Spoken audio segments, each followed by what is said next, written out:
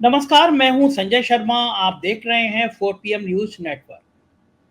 जब राजनीति अपने निचले स्तर तक आ जाए, जब देश का मुखिया अपनी मान मर्यादा, देश का सम्मान सब खोने को तैयार हो,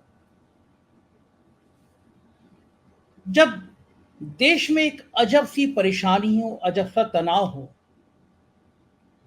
तब सवाल बनता है कि साहिब आप ये सब देख क्यों नहीं पा रहे। तब देश के प्रधानमंत्री से सवाल बनता है कि देश में ये आखिर हो रहा है तो क्या हो रहा है। पहाड़ों में शांति रहती थी, पहाड़ों में देवता वास करते थे। कहा क्या जाता था, हरि का द्वार, हरिद्वार को कहते थे हरि का द्वार, मतलब आप हरिद्वार से आगे निकलेंगे तो वो हरि का द्वार है। पूरा पर्वत भगवान का वास है। उस उत्तराखंड में अब आग की लपटें जल रही हैं। कभी सुना नहीं था कि पहाड़ पे भी हिंदू मुसलमान हो रहा हो। लेकिन उत्तराखंड के मुख्यमंत्री भी जिस तरह पिछले दिनों भ्रष्टाचार के आरोपों में घिरते जा रहे हैं, धामी के सहयोगियों पे, धामी के अफसरों पर जिस तरह एक के बाद एक भ्रष्टाचार की चीजें सामने ला रही हैं, तमाम लोग बता रहे हैं कि सरकार, उत्तराखंड की सरकार किस तरह भ्रष्टाचार में उलझ के रह गई है। तब उत्तरकाशी में आग लग जाती है, हिंदू मुसलमान का खेल शुरू हो जाता है, कई दुकानें तहस नहस कर दी जाती हैं। गांधी के देश में हिंसा क्यों हो रही है? चुनाव पास आते आते ये हिंसा क्यों भड़क रही है, क्यों धधक रही है, और प्रधानमंत्री मौन क्यों है? उसका कारण यह है कि जब विदेश आते हैं प्रधानमंत्री जी, तो गांधी को नमन करते हैं, गांधी की प्रतिमा का अनावरण करते हैं और कहते हैं मैं गांधी के देश से आया हूं। मगर कहा जाता है मुंह में राम बगल में ईंटा, मिल गए राम तो पकड़ के पीटा। जिस गांधी को प्रधानमंत्री जी नमन करके आते हैं, उस गांधी के देश में, उस राष्ट्रपिता के देश में, उनके मंत्रिमंडल में शामिल एक निम्न स्तर का आदमी गोडसे को महान बताता है। इस मुल्क में एक नाकारक मिनिस्टर गोडसे की वकालत करता है और प्रधानमंत्री को सुनाई नहीं पड़ता है। क्या कल्पना की जा सकती है कि भारत में कोई गोडसे को महान पुरुष बताएगा, गोडसे को आदर्श बताएगा, और किसी सरकार में मंत्री रह जाएगा? और सवाल 146 करोड़ के लोगों के ऊपर भी है, सवाल इस देश की जनता के ऊपर भी है कि एक मिनिस्टर, एक नाकारा मिनिस्टर हुकूमत में रहेगा और आप खामोश रहेंगे। आपकी खामोशी, आपका चुप रहना ऐसे लोगों को बढ़ावा देता है जो गांधी के हत्यारों को इस देश में महान बताते हैं, पूछते हैं हमारे साहेब को तो कुछ दिखाई नहीं पड़ता। मैंने सोचा आज एक ऐसे पत्रकार से बात करूं जिसने गांधी को लिखा ही नहीं, पढ़ा ही नहीं, गांधी को जिया भी है, जिसकी राजनीतिक समझ, राजनीतिक पकड़ बहुत ज्यादा है। वो देश के बड़े बड़े अखबारों के संपादक रह चुके हैं।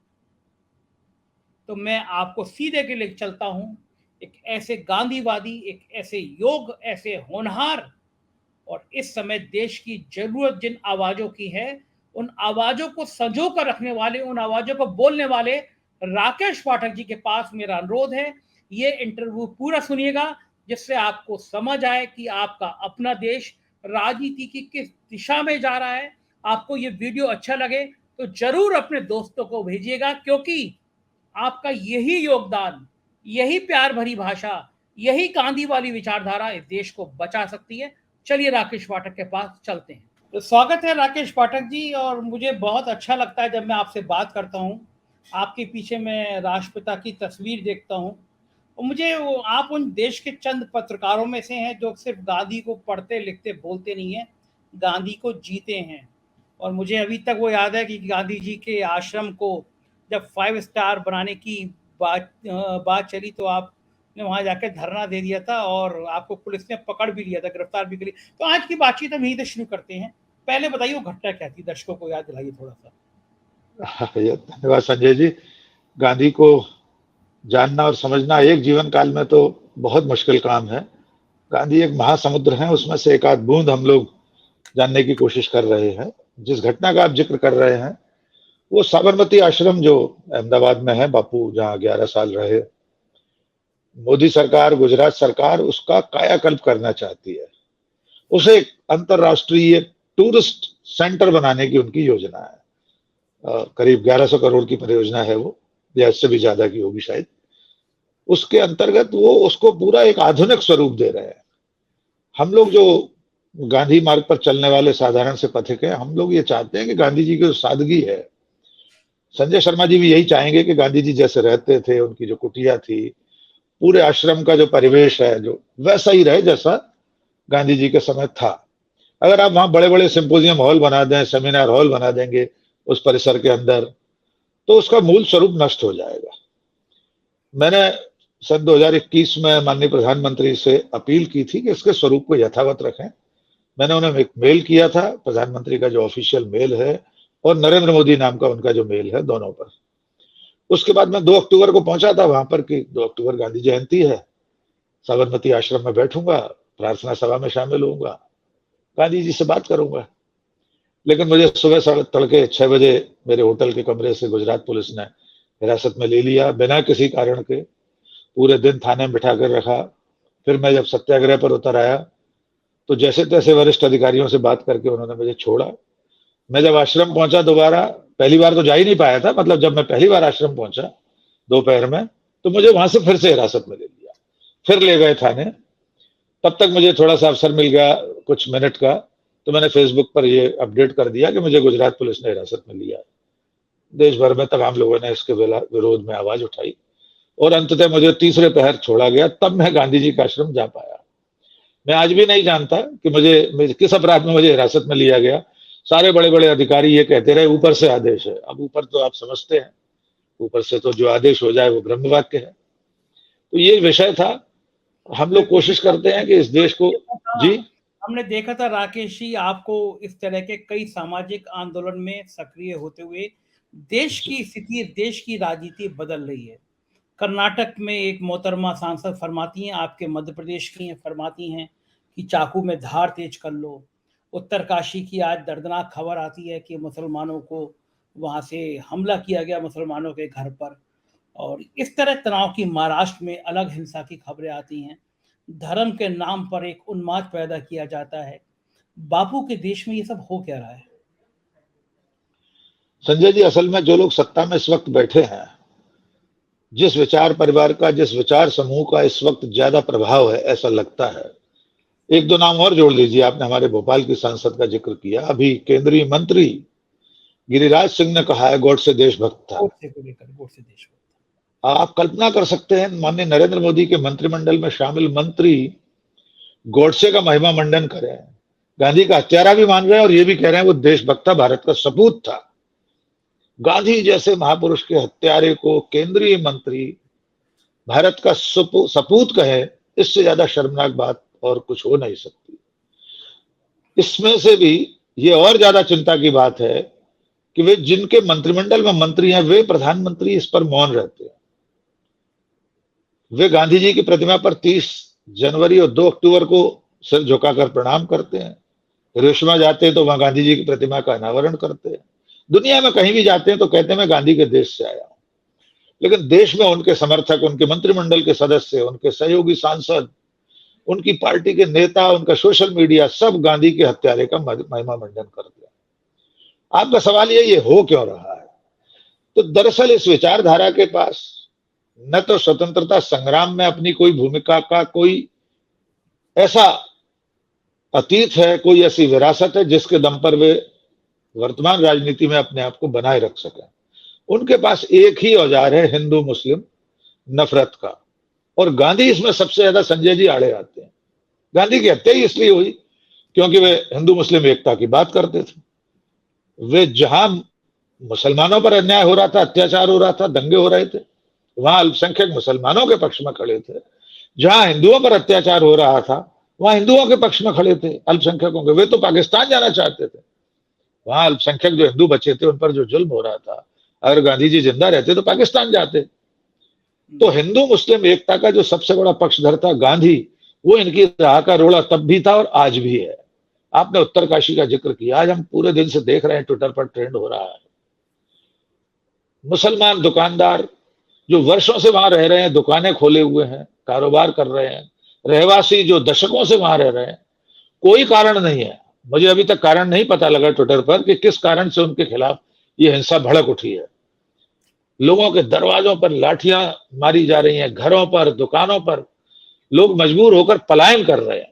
तो ये जो बहुसंख्यकवाद है, ये बहुत खतरनाक है। बहुसंख्यकों की ये कट्टरता उतनी ही खतरनाक है जितनी अल्पसंख्यकों की।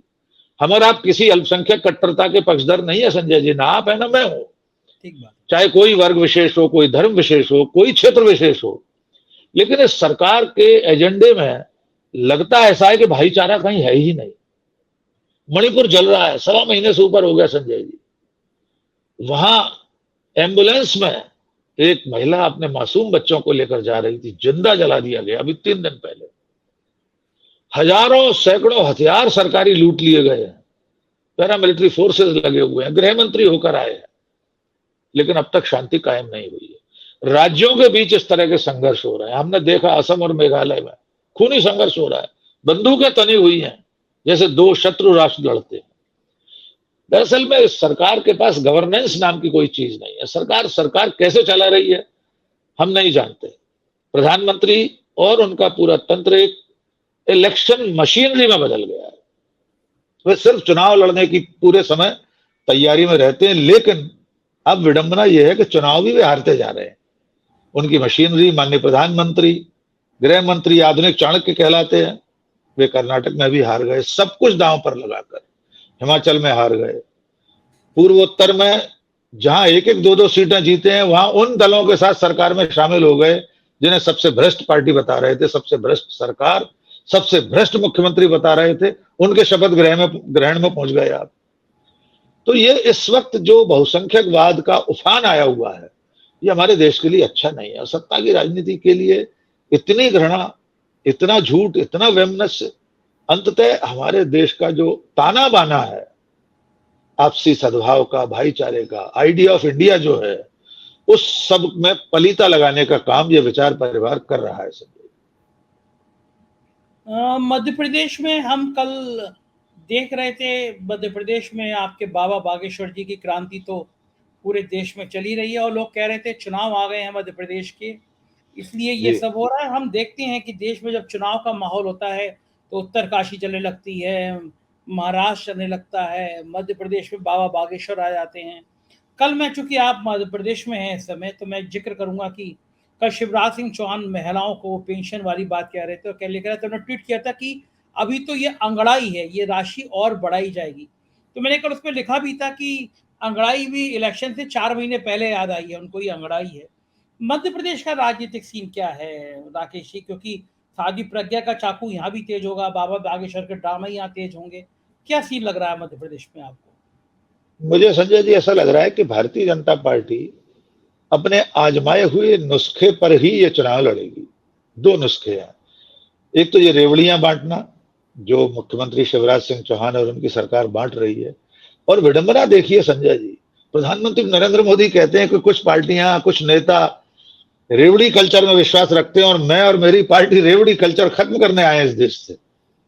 शायद उन्हें हो सकता है जानकारी ना हो कि मध्य प्रदेश में शिवराज सिंह सरकार किस तरह रेवड़ियां बांट रहे हैं। ये भी हो सकता है प्रधानमंत्री को पता ही ना हो, क्योंकि वो तो बहुत बिजी हैं, बहुत व्यस्त रहते हैं। वो कपड़े बदलने में भी काफी समय जाया होता है। क्योंकि विश्व गुरु हैं तो तमाम दुनिया भर का यूक्रेन युद्ध रुकवाने में भी उनको व्यस्त रहना पड़ता है। लेकिन हम मध्य प्रदेश की राजनीति पर लौटें। जो कुछ दिखाई दे रहा है, एक तो ये कि लोक हितकारी योजनाओं के नाम पर खैरातें बांटी जा रही हैं। यद्यपि सब पार्टियां ऐसा करती हैं, कांग्रेस भी राजस्थान में यही सब कर रही है, हम उन्हें अलग नहीं कर सकते, लेकिन हम उस पाखंड पर तो इशारा कर ही सकते हैं कि जिस पार्टी का मुखिया सिरमौर प्रधानमंत्री नरेंद्र मोदी रेवड़ी कल्चर कहते हो, उसी पार्टी की सरकार मध्य प्रदेश में 20 साल से लगभग सरकार है, वो रेवड़ियां बांट रही है। और कल तो शिवराज सिंह चौहान ने रैंप वॉक करते हुए, बड़ा लंबा सा रैंप बना हुआ था, दोनों तरफ महिलाएं, जैसे कैटवॉक होती है किसी फैशन शो में, उसमें दोनों तरफ संबोधित करते हुए कहा कि अभी मैंने 1000 दिए हैं, फिर 1200 दूंगा, फिर बढ़ाते जाऊंगा, 3000 भी मिलेंगे। मध्य प्रदेश में संजय जी, मध्य प्रदेश की सरकार के पास 3,20,000 करोड़ का कर्ज है। जब शिवराज सिंह या भारतीय जनता पार्टी सत्ता में आई थी, उमा भारती जब दिग्विजय सिंह को हटाकर आई थी, तब से अब तक कितने गुना ये कर्ज बढ़ चुका है, इसकी आप कल्पना नहीं कर सकते। वित्त विभाग ने, मैं आपको सरकारी विधिवत औपचारिक जानकारी दे रहा हूं, मध्य प्रदेश के वित्त विभाग ने इस पर आपत्ति की थी, अपनी असहमति फाइल पर दर्ज कराई थी कि ये जो लाडली बहना योजना है, इसके लिए जितना वित्त चाहिए, जितना धन संपत्ति चाहिए, उतना धन नहीं है हमारे खजाने में। इससे विकास की जो परियोजनाएं हैं, विकास कार्य जो हैं, वो रुक जाएंगे, उनको रुकावट होगी, तब आप इस तरह से खैरात बांट पाएंगे। लेकिन मुख्यमंत्री चाहते थे अपनी बहनों को पैसे देना, तो उन्होंने ये योजना लागू कर दी। दूसरा बिंदु जो मैं आपसे कहना चाहता हूं, आजमाया हुआ नुस्खा हिंदू मुस्लिम का, यद्यपि कर्नाटक में वे फेल हो चुके हैं, सब कुछ हिंदू मुस्लिम करके सरकार नहीं बना पाए। आपको स्मरण होगा कि मैंने आपके चैनल पर कर्नाटक की मतगणना के दिन आपके और अन्य चैनलों पर कहा था, कई मित्रों ने, आप जैसे मित्रों ने सवाल पूछा, तो क्या बीजेपी अब इस हार के बाद अपने राजनीतिक तौर तरीकों को बदलेगी, अपना एजेंडा बदलेगी, क्या वो विकास की बातें करेगी? मैंने तब भी कहा था, आज फिर दोहरा रहा हूं, भारतीय जनता पार्टी, नरेंद्र मोदी और अमित शाह की ये जो इस वक्त पार्टी है, ये भूले से भी नहीं लौटेगी सद्भाव और भाईचारे की बातों पर, बल्कि ज्यादा कट्टरपंथी एजेंडे के साथ चुनावी राजनीति में कूदेगी। मध्य प्रदेश में चुनाव अभियान में उसकी शुरुआत हो चुकी है। जबलपुर में एक स्कूल के होर्डिंग पर गृह मंत्री और मुख्यमंत्री ने निर्देश दिया, मुकदमा दर्ज हो गया। धर्मांतरण पर रोज बयान दे रहे हैं मुख्यमंत्री और तमाम सारे मंत्री लोग, गृह मंत्री, तो वे अपनी सोची समझी गई स्क्रिप्ट पर ही ये चुनाव लड़ेंगे, लेकिन परिदृश्य उनके लिए बहुत सकारात्मक नहीं है। मध्य प्रदेश में बीजेपी की राह कठिन है, और इसमें एक बड़ा कारण हमारे महाराज ज्योतिरादित्य सिंधिया है। आपने ये जुमला कई बार सुन लिया होगा, पढ़ लिया होगा कि मध्य प्रदेश में अब 3 बीजेपी हैं, शिवराज भाजपा, नाराज भाजपा और महाराज भाजपा। तो महाराज भाजपा की वजह से शिवराज भाजपा परेशान हुई है, और उसमें से एक नाराज भाजपा नाम का नया संगठन खड़ा हो गया है। प्रतिदिन एक ना एक भाजपा नेता ज्योतिरादित्य सिंधिया के खिलाफ बयान देता है। बड़े बड़े दिग्गज संघ से जुड़े हुए नेता बयान दे रहे हैं। ज्योतिरादित्य सिंधिया को चुनाव में हराने वाले केपी यादव, जो बीजेपी सांसद हैं, उन्होंने एक टेलीविजन चैनल पर इंटरव्यू में कह दिया ज्योतिरादित्य सिंधिया तो मूर्ख हैं। इतना तक कह दिया, आप सोच सकते हैं। जो सिंधिया जी कहते हैं मेरा अपमान हो रहा था कांग्रेस में, इसलिए मैं भाजपा में आया हूं। लेकिन आज भारतीय जनता पार्टी में स्थिति यह है संजय जी कि ग्वालियर महानगर में जो मंत्री दर्जे वाले पद थे प्राधिकरणों के, ग्वालियर विकास प्राधिकरण, स्पेशल एरिया डेवलपमेंट अथॉरिटी, यहाँ पे काउंटर मैग्नेट सिटी नया ग्वालियर बनाया जा रहा है, वर्षों से उसके चेयरमैन का पद खाली है। ग्वालियर व्यापार मेला प्राधिकरण का पद खाली है। सिंधिया जी पिछले 3 साल से दल बदल के बावजूद अपने गृह जिले में अपने लोगों की नियुक्तियां नहीं करा पा रहे हैं। अब वो स्थिति नहीं रहेगी कि कांग्रेस में भी फहरिस्त देते थे विधायकों की, ग्वालियर चंबल में ये 36 सीटें हैं, ये 35 नाम मैंने दे दिए जो फाइनल होना चाहिए, और कांग्रेस लगभग फाइनल करती थी, एक आध नाम पर विवाद होता था। लेकिन अब कांग्रेस में ऐसा हो, बीजेपी में ऐसा नहीं होने वाला। बीजेपी के बड़े बड़े नेताओं ने कह दिया है कि जीत की गारंटी नहीं होगी तो सिंधिया के लोगों को टिकट अब नहीं मिलेगा। जो डील थी वो सरकार बनने और उपचुनाव तक थी, बाई इलेक्शन में टिकट दे दिए गए थे, मंत्री बना दिया गया। जो हारे थे उपचुनाव में उन्हें निगम मंडलों में चेयरमैन, वाइस चेयरमैन बना दिया गया। तो सिंधिया की राह कठिन है। सिंधिया के कारण से भाजपा में जो अंतर विरोध हो रहे हैं, उसके कारण भाजपा और शिवराज की राह कठिन है। चुनाव परिणाम क्या होंगे हम नहीं जानते, लेकिन फिलहाल लोग ऐसा मानने लगे कर्नाटक मध्य प्रदेश में चलकर आ गया है, कर्नाटक की गर्म हवा यहां तक आ गई। अच्छा, ये माना जा रहा है कि राहुल की भारत जोड़ो यात्रा पार्ट 2 शुरू होने वाली है, उसका मध्य प्रदेश में क्या असर पड़ेगा, राजस्थान में क्या असर पड़ेगा, आपको क्या लगता है? देखिए, भारत जोड़ो यात्रा जब शुरू हुई, चलती यात्रा में गुजरात और हिमाचल के चुनाव हुए। गुजरात कांग्रेस हारी, बुरी तरह हारी, इसमें कोई शक नहीं। लेकिन हिमाचल प्रदेश की जीत और उसके बाद कर्नाटक जैसे राज्य में कांग्रेस की जीत, तो अब कोई ये तो खारिज नहीं कर सकता कि राहुल गांधी की भारत जोड़ो यात्रा का कोई प्रभाव नहीं हुआ है। और अगर पार्ट 2 शुरू होने वाली है, अगर वो अक्टूबर में शुरू होती है, तो नवंबर में मध्य प्रदेश, छत्तीसगढ़, राजस्थान, मिजोरम और तेलंगाना के चुनाव होना है। जम्मू कश्मीर भी हो सकता है। जम्मू कश्मीर तक राहुल गांधी गए थे, हमने देखा बर्फ गिरते में भाषण दे रहे हैं, किस कदर कठिन परिस्थितियों में वहां तक पहुंचे थे वे। तो राहुल गांधी की भारत जोड़ो यात्रा का प्रभाव जरूर होगा इन चुनावों में। मध्य प्रदेश में इसलिए ज्यादा हो सकता है कि भारत जोड़ो यात्रा क्रमांक 1 में वे मध्य प्रदेश का एक बड़ा हिस्सा पार करके जा चुके हैं। मैं भी उस यात्रा में एक पूरे क्षेत्र में गया था उनके साथ। तो मुझे ऐसा लगता है मालवा निमाड़ जो क्षेत्र है, कांग्रेस पिछली बार वहां थोड़ा पिछली थी, इस बार ऐसा लगता है लोगों का कहना है कांग्रेस की यात्रा, राहुल गांधी की यात्रा से वहां कांग्रेस का संगठन खड़ा हुआ है, कार्यकर्ताओं का मनोबल बढ़ा है।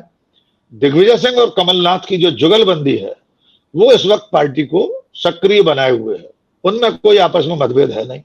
लेकिन बीजेपी में शिवराज सिंह और उस तरह की गुटबाजी जैसी कांग्रेस में हुआ करती थी। आप कल्पना कीजिए कैलाश विजयवर्गीय जैसा वरिष्ठ नेता कह रहा है कि अगर बीजेपी हारी तो उस बीजेपी ही उसे हराएगी। पहली बार मध्य प्रदेश में भाजपा के इतिहास में किसी ने ऐसा बयान दिया है, बीजेपी के इतने सीनियर लीडर ने, जो महासचिव रहा है, कि भाजपा को भाजपा ही हराएगी। जो कांग्रेस के लिए जुमला हमारा आप इस्तेमाल करते थे कि कांग्रेस को तो सिर्फ कांग्रेस ही हराती है, उसे और कोई हरा नहीं सकता, उस स्थिति में मध्य प्रदेश में अब भारतीय जनता पार्टी पहुंच चुकी है। जी सर। लेकिन राकेश जी, बात 2024 की हो रही है, तो उसमें भी ये जुमला फिट हो रहा है कि भारतीय जनता पार्टी के अंदर भी वहां बहुत गुट हो रहे हैं। वहां पे गडकरी हैं, राजनाथ हैं, योगी आदित्यनाथ हैं, शिवराज सिंह चौहान ऐसे तमाम नाम सामने आ रहे हैं। और ये कहा जा रहा है कि अगर सीटें कम हो गई, सीटें 240 वाले तक अटक गई, तो मोदी जी का दोबारा प्रधानमंत्री बनना मुश्किल हो जाएगा। 2024 का सीन जो सामने बन रहा है वो कैसा लग रहा है आपको? क्या लग रहा है कि भारतीय जनता पार्टी फिर 300 पार होगी, या भारतीय जनता पार्टी की सरकार इस बार थोड़ी मुश्किल से बनती हुई नजर आ रही है, या नहीं बनती हुई नजर आ रही है? अभी बनती नहीं बनती पर हम लोग किसी निर्णायक टिप्पणी से बचें, लेकिन हमारे आपके मानने से पहले तो राष्ट्रीय स्वयंसेवक संघ मान चुका है संजय जी। हाँ। संघ ने कह दिया, ऑर्गेनाइजर में संपादकीय लिखा गया, लेख लिखा गया कि अब मोदी मैजिक और हिंदुत्व के भरोसे भारतीय जनता पार्टी नहीं जीत सकती। ये बहुत बड़ा संकेत है संजय जी। संघ को बीजेपी की जीत की गारंटी माना जाता है। संघ के कार्य स्वयंसेवक सब जगह हैं, पूरे देश में साहब संघ की शाखाएं हैं। यद्यपि मैं इस काल्पनिक विचार को भी हमेशा खारिज करता हूं कि अगर सचमुच संघ इतना ही प्रबल होता तो देश की राजधानी दिल्ली में अरविंद केजरीवाल को संघ क्यों नहीं हरा पा रहा? सही बात है। संघ 2008 में मध्य प्रदेश, छत्तीसगढ़, राजस्थान में कहां चला गया था? ये तो संघ के गढ़ हैं। मध्य प्रदेश तो संघ का गढ़ रहा है। राजमाता सिंधिया, अटल बिहारी वाजपेयी, इतने बड़े बड़े दिग्गज मध्य प्रदेश के, तो ये लोग ये कहां चले जाते हैं मतदान के समय? कर्नाटक में संघ की शाखाएं नहीं थी क्या? कर्नाटक तो हिंदुत्व की प्रयोगशाला बना रखी गई थी। ठीक बात। हिजाब का मुद्दा, और कैसे कैसे पिछली सरकार के मंत्री थे कि तिरंगा तो कुछ समय का मेहमान है, एक दिन भगवा फहराएगा, 100-125 साल बाद कोई ना कोई दिन आएगा। ईश्वरप्पा उनकी सरकार के मंत्री, बीजेपी सरकार के, वहां संघ का स्वयंसेवक कहां चला गया? क्या वो संघ का स्वयंसेवक भी कांग्रेस को वोट डाल देता है? मुझे ऐसा लगता है कि मोदी मैजिक खत्म होना और हिंदुत्व के मुद्दे पर चुनाव न जीतना, ये अगर ऑर्गेनाइजर मान रहा है, संघ मान रहा है, तो हमारे आपको क्यों मानने में दिक्कत होनी चाहिए? मेरा भी व्यक्तिगत मानना यह है, एक साधारण पत्रकार के नाते मेरा आकलन भी यह है कि ये दोनों मुद्दे अब भोथरे हो चुके हैं, घिस गया है। ब्रांड मोदी अब दरक चुका है। उनकी जो छवि थी महामानव वाली, वो बहुत ज्यादा आदमकद होती जा रही है। उसकी ऊंचाई घटते घटते बिल्कुल इतनी छोटी हो गई है कि अब लोग पूछने लगे चीन का नाम कब लेंगे प्रधानमंत्री। जून का महीना चल रहा है संजय जी। गलवान घाटी की घटना इसी 19-20 जून को हुई थी। 3 साल होने जा रहे हैं, 2 या 3 साल। चीन शब्द का उच्चारण नहीं किया प्रधानमंत्री। महंगाई शब्द का मां नहीं बोला। रुपया और डॉलर पर एक शब्द नहीं बोलते। अब पेट्रोल डीजल की कीमतों पर कुछ नहीं बोलते। बेरोजगारी पर नहीं बोलते। 2 करोड़ रोजगार उन्हें हर साल देने थे। 45 साल के इतिहास की सबसे बड़ी बेरोजगारी है इस वक्त। तो वो जो तिलिस्म था मोदी का, वो टूट गया है। मुझे लगता है 2024 में भारतीय जनता पार्टी के लिए खतरे की घंटी है। और अगर भूल चूक से नवंबर 2023 में इन 3 राज्यों में से अगर 2 में भी कांग्रेस जीत गई तो कांग्रेस का मनोबल बढ़ेगा। मोदी का और बीजेपी का मनोबल गिरेगा, स्वाभाविक बात होती है। देखिए कर्नाटक की हार के बाद से अगर बॉडी लैंग्वेज की एक बात होती है पत्रकारिता में, ये शब्द आया है अटल और मुशर्रफ की जो शिखर वार्ता थी आगरा में, मैंने भी उसे कवर किया था, मैं ग्वालियर नवभारत का संपादक था। तब अंग्रेजी मीडिया ने, इलेक्ट्रॉनिक मीडिया ने सबसे पहली बार बॉडी लैंग्वेज शब्द पत्रकारिता में जनरल मुशर्रफ की चाल चेहरा से लाया था। तो अगर हम बॉडी लैंग्वेज पर ही जाएं तो माननीय मोदी जी का इस वक्त का जो चाल ढाल है, उनकी जो बॉडी लैंग्वेज है, वो उतनी उत्साहजनक नहीं है। उसमें वो तेज अब नहीं दिखाई देता, उतना आत्मविश्वास नहीं दिखाई देता। और पार्टी के भीतर की जो आपने बात कही संजय जी, हम लोग बहुत दिनों से ये बात कहते आए, आपने भी पहले कई बार कहा है, हमने भी कहा है कि जिस दिन भारतीय जनता पार्टी के भीतर से आवाज उठना शुरू होगी मोदी के खिलाफ, उस दिन उसे रोक पाना संभव नहीं होगा। क्योंकि जो पार्टी बिल्कुल एक तंत्रात्मक व्यवस्था में चल रही है, वन मैन पार्टी के रूप में, चीनी कम्युनिस्ट पार्टी के रूप में चल रही है, ये चीन नहीं है, न भारतीय जनता पार्टी चीनी कम्युनिस्ट पार्टी है। जिस दिन 2-3 बड़े नेता, कर्नाटक की हार के बाद अभी जो लोग शांत हैं, अगर मध्य प्रदेश में 2-3 राज्य, मध्य प्रदेश, छत्तीसगढ़, राजस्थान में से 2 राज्य भी बीजेपी हार गई तो आवाजें मुखर होंगी और तब उन्हें शांत करना मुश्किल होगा और उसकी अनुगूंज 2024 के मई महीने तक सुनाई देगी। बिल्कुल ठीक कह रहे हैं राकेश जी, और हम लोगों ने आज जो बात की उसके लिए बहुत बहुत शुक्रिया। आपने पूरे देश के परिदृश्य सामने लाए और हम दुआ करेंगे कि आपकी गांधी जी के विचार, आपकी गांधी जी को लेकर तपस्या इस देश के जन जन तक पहुंचे, लोग समझें कि गांधी जिस देश में होते हैं उस देश का मान अपने आप बढ़ जाता है। शुक्रिया राकेश जी समय देने के लिए। बहुत बहुत धन्यवाद संजय जी। सुना आपने राकेश जी की बात, बता रहे थे देश के हालात में, बता रहे थे उनके पीछे लगी गांधी की तस्वीर बता रही थी कि गांधी के देश में अब कैसे कैसे लोग आ गए हैं जो गोडसे की वकालत करने लगे हैं, और देश का दुर्भाग्य कि देश के मंत्री बने बैठे हैं। कम से कम गांधी ने तो ऐसा नहीं सोचा होगा। आज गांधी की आत्मा रो रही होगी कि आज कैसे कैसे लोग इस देश को चला रहे हैं। उसको यकीन है आपको ये बात पसंद आई होगी। दोस्तों को भेजिएगा वीडियो, साथ दीजिएगा। शुक्रिया।